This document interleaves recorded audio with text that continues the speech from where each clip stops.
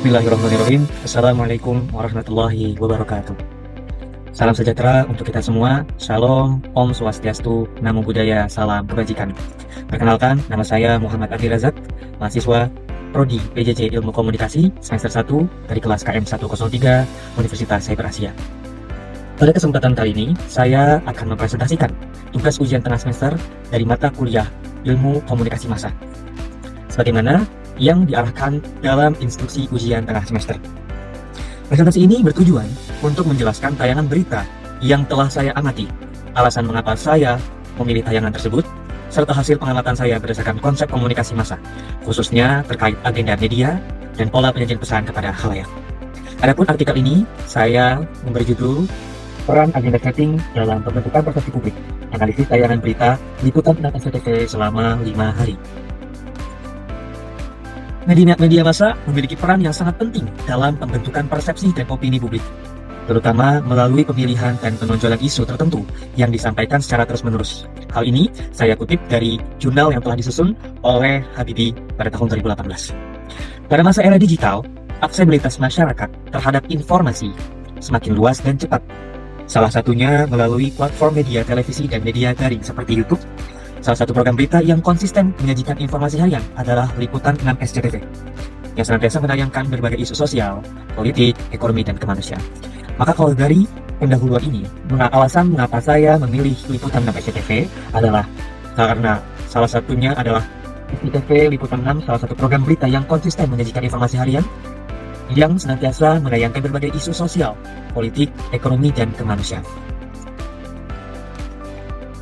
Dalam pendapat Kanli yang dikutip oleh Effendi, bahwasannya beliau memberikan definisi bahwa melalui pemberitaan yang berulang dan sistematis, media dapat mempengaruhi apa yang dianggap penting oleh audiens. Hal ini saya kutip berdasarkan jurnal yang disusun oleh Habibie pada tahun 2018. Fenomena ini sesuai dengan agenda setting teori yang menyatakan bahwa media memiliki peran penting untuk tidak selalu menentukan bagaimana masyarakat berpikir. Akan tetapi, media memiliki peran untuk dapat menentukan apa yang dipikirkan oleh masyarakat. Hal ini saya kutip dari jurnal yang telah disusun oleh Ditonga pada tahun 2018. Penelitian ini bertujuan menganalisis bagaimana Liputan 6 dalam 5 hari memberikan tayangan yang dapat membentuk persepsi audiens terhadap isu-isu tertentu melalui penonjolan topik yang dianggap signifikan. Adapun saya meringkas selama 5 hari ini dalam beberapa headline sesuai hasil pengamatan observasi selama 5 hari melalui media Liputan 6 SCTV. Pada hari pertama, yang bertepatan pada tanggal 26 November 2025, dengan headline kejutan, Menko Purbaya belak-belakan fakta sosial utang Indonesia di dunia tak ada. Hari kedua, yang bertepatan pada tanggal 27 November 2025, headline tragedi kebakaran di Hong Kong, polisi ciduk 3 tersangka. Pada hari ketiga, yang bertepatan pada tanggal 28 November tahun 2025, dengan headline gara-gara tumbler ketinggalan di KRL, spekulasi bermunculan. Pada hari keempat, yang bertepatan pada tanggal 29 November 2025, dengan headline berita Jokowi membantah pernah meresmikan bandara hantu di Morowali. Dan pada hari kelima sekaligus hari terakhir, yang bertepatan pada tanggal 30 November 2025, dengan headline berita korban meninggal akibat bencana di Sumatera mencapai 303 jiwa. Pada hari ke-1, yang bertepatan pada tanggal 26 November 2025, dengan headline iklan kejutan Menko Purbaya belak-belakan fakta sosial utang Indonesia di dunia tidak ada.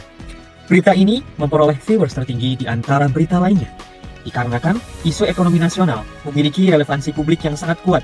Dari perspektif agenda setting, ketika media menjadikan isu ekonomi sebagai headline, media sebenarnya mengangkat isu utang negara sebagai agenda penting yang perlu mendapat perhatian dari publik atau khalayak. Maka, semakin tinggi penayangan dan pembacaan, semakin kuat pula posisi isu tersebut dalam agenda masyarakat. Pada hari kedua, yang bertepatan pada tanggal 27 November 2025, dengan headline berita tragedi kebakaran di Hong Kong, polisi ciduk 3 tersangka. Peristiwa kejadian kebakaran besar yang melibatkan korban dan pelaku kriminal memiliki nilai urgensi yang sangat tinggi. Media yang menjadikan isu ini sebagai headline menunjukkan bahwa isu tragedi internasional sedang berada pada posisi penting dalam agenda publik dan media. Pembaca yang tertarik memperkuat posisi ini dalam agenda sosial. Pada hari ketiga, yang bertepatan pada tanggal 28 November 2025, dengan headline berita gara-gara tumbler ketinggalan di KRL, spekulasi bermunculan. Ternyata, konten viral sehari-hari menunjukkan bahwasannya agenda setting tidak selalu mengenai isu-isu besar, tetapi juga bisa dengan isu ringan yang kemudian mendapatkan perhatian besar dari publik. Ketika berita yang sifatnya sederhana menjadi viral, media menempatkannya sebagai headline untuk mengimbangi perhatian publik yang sedang terfokus pada hal tersebut. Tentu saja ini merupakan bagian dari audience-driven agenda setting. Pada hari keempat, yang bertepatan pada tanggal 29 November 2025, headline berita Jokowi membantah pernah meresmikan bandara hantu di Morowali. Berita politik yang melibatkan tokoh-tokoh besar, seperti salah satunya mantan presiden, otomatis memiliki nilai agenda yang tinggi. Ketika isu klarifikasi Jokowi dijadikan headline, media sedang mendefinisikan isu ini sebagai perhatian utama publik, sehingga masyarakat memandang isu bandara hantu sebagai permasalahan penting yang perlu dipahami dan ditindak secara serius. Pada hari kelima, yang bertepatan pada 30 November 2025, dengan headline berita, korban meninggal akibat bencana di Sumatera mencapai 303 jiwa. Isu bencana alam memiliki prioritas tinggi dalam agenda media, karena menyangkut keselamatan publik serta empati sosial. Dengan menjadikannya sebagai headline media, maka media sedang mengatur agenda kepedulian publik, agar masyarakat dapat memahami skala dampak dari tragedi dan pentingnya tindakan bersama. Maka, headline korban meninggal akibat bencana di Sumatera mencapai 3 jiwa ini menjadi akhir dari observasi selama 5 hari tersebut. Maka sampailah kita pada sesi kesimpulan. Saya mengambil kesimpulan dan menyusunnya dalam beberapa poin. Pada poin pertama, bahwanya penentuan 5 berita utama dengan viewer tertinggi menunjukkan adanya penerapan nyata teori agenda setting yang dikemukakan oleh McCoy and Shaw dalam kasus media lahan. Pada kesimpulan selanjutnya, poin kedua, bahwasannya media massa melalui penempatan isu sebagai berita utama memberikan penekanan terhadap topik-topik tertentu, sehingga isu tersebut memperoleh tingkat kepentingan yang lebih tinggi di mata publik. Hal ini sejalan dengan apa yang sudah disampaikan oleh Halimatul Sa'diyah dalam jurnal. Pada poin ketiga, isu-isu yang telah dipilih sebagai headline, mulai dari isu ekonomi, tragedi internasional, peristiwa viral, klarifikasi politik, sampai bencana alam, mencerminkan bagaimana media dapat menyesuaikan agenda pemberitaan dengan perhatian audiens, sekaligus dapat membentuk persepsi publik mengenai isu yang dianggap penting dan berpengaruh. Pola ini menunjukkan bahwa terdapat hubungan yang saling memengaruhi atau saling berkesinambungan, baik antara media maupun khalayak, di mana perhatian penonton atau audiens terhadap suatu topik mendorong media mengangkatnya sebagai berita utama, dan penempatan berita tersebut kemudian dapat memperkuat persepsi publik mengenai relevansi isu tersebut. Pada poin keempat, dengan demikian dapat disimpulkan dan dapat juga kita tegaskan bahwasannya proses penentuan berita utama berdasarkan jumlah viewer tidak hanya bersifat teknis editorial belaka, melainkan juga merupakan bagian dari mekanisme agenda setting yang membentuk struktur perhatian publik.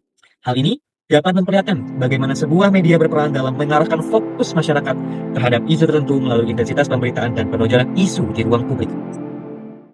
Adapun aspek kognitif dari pengamatan selama hal ini, bahwasannya Liputan 6 menjanjikan kepada kita semua beragam headline dengan informasi yang faktual, jelas, dan mudah dipahami.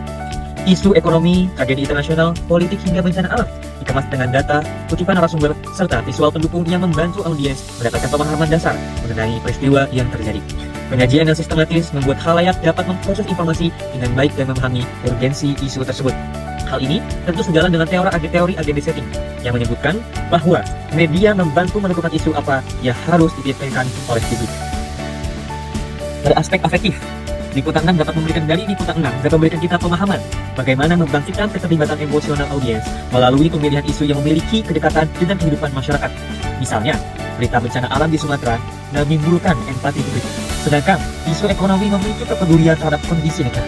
Bahkan, konten viral yang ringan seperti kasus tumbler yang tertinggal di KRL dapat menarik perhatian karena relevan dengan aktivitas sehari-hari. Pengemasan narasi dan visual yang tepat dapat membuat audiens merasakan dampak emosional tertentu, sehingga meningkatkan kepedulian dan kesadaran publik terhadap isu yang diberitakan. Pada aspek behavioral, media memengaruhi tindakan audiens melalui penonjolan isu tertentu. Berita politik dapat mendorong masyarakat untuk mencari informasi tambahan. Isu bencana alam dapat menstimulus tindakan kepedulian sosial, sementara berita ekonomi dapat memengaruhi cara masyarakat menilai kebijakan negara.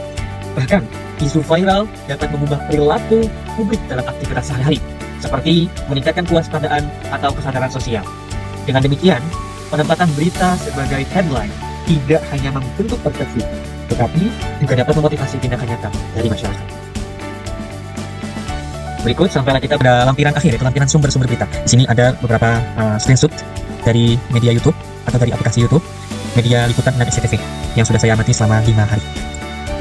Baik, telah sampailah kita di akhir. Semoga apa yang disampaikan dapat bermanfaat untuk kita semua. Terima kasih untuk perhatiannya. Apabila ada kekurangan atau kesalahan, mohon dibuatkan pintu maaf sebesar-besarnya.